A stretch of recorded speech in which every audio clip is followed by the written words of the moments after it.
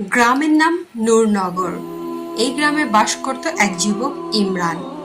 অত্যন্ত নম্র, পরিশ্রমী এবং ইবাদতগুজার হলেও সে ছিল অনেকটাই চুপচাপ। নিজেকে ছোট মনে করত সব সময়। কারোর সামনে সহজে কথা বলতো না। নিজের কথাগুলো বুকের ভেতরই জমিয়ে রাখত। একদিন গ্রামের বড় হুজুর মসজিদের খুতবায় হযরত আলী রাদিয়াল্লাহু আনহু এর বাণী উল্লেখ করলেন যে নিজের মর্যাদা বোঝে না, অন্যরাও তার মর্যাদা দেয় না। এই কথাটা যেন ইমরানের হৃদয়ে বাজ পড়ার মতো আঘাত করল। সে সারাদিন নিজের ভেতরেই কথাটা নিয়ে ভাবল, আমি কি আসলে নিজের মর্যাদা বুঝি না? সে প্রশ্ন করল নিজেকে। ইমরান ছিল একজন কাঠমিস্ত্রি। গরিব হলেও কাজের প্রতি তার ভালোবাসা ছিল অসীম। সে সযত্নে প্রতিটি দরজা জানালা তৈরি করত, যেন সেই কাঠের টুকরোগুলো তার আত্মার অংশ হয়ে যায়।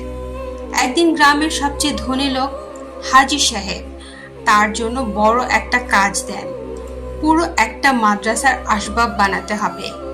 ইমরান দিনরাত এক করে সেই কাজ করলো। কিন্তু যখন বেতন দেওয়ার সময় এলো, হাজী সাহেব বললেন, তোমার মতো লোকের এত দামি মজুরি হওয়া ঠিক না।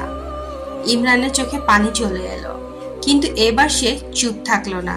সে বলল, হুজুর, আপনি যদি আমার কাজের মান বুঝতেন তাহলে এমন বলতেন না। আমি গরিব হতে পারি, কিন্তু আমার কাজের মূল্য আছে, আমারও মর্যাদা আছে। কেননা আল্লাহ আমাকে হাতে কাজ করার শক্তি দিয়েছেন, আর আমি তা হারাম পথে ব্যয় করিনি। হাজী সাহেব স্তব্ধ হয়ে গেলেন। তিনি বুঝতে পারলেন ইমরানের আত্মমর্যাদা কেবল তার শ্রমে নয়, বরং তার নিয়তে, তার সত্যতায় এবং তার আত্মসম্মানে নিহিত। তিনি দুঃখ প্রকাশ করে ইমরানকে তার প্রাপ্য বেতন দেন এবং পুরো গ্রামের সামনে তাকে সম্মান জানান। এরপর থেকে ইমরান আর মাথা নিচু করে চলতো না। সে নম্র ছিল কিন্তু দুর্বল নয়। সে বিনয়ী ছিল কিন্তু আত্মসম্মানে অটুট। গ্রামের যুবকদের মধ্যে সে হয়ে উঠল এক অনুপ্রেরণা। হযরত আলী রাদিয়াল্লাহু আনহুর বাণী ছিল শুধুই একটি বাক্য নয়, বরং একটি জীবন দর্শন। যে নিজের মর্যাদা বোঝে না, সে নিজের কাছেও ছোট হয়ে যায়। কিন্তু যে নিজেকে জানে, তার ভেতরে জন্ম নেয় আত্মবিশ্বাস, আর সেই আলোয় আলোকিত হয় তার চারপাশ।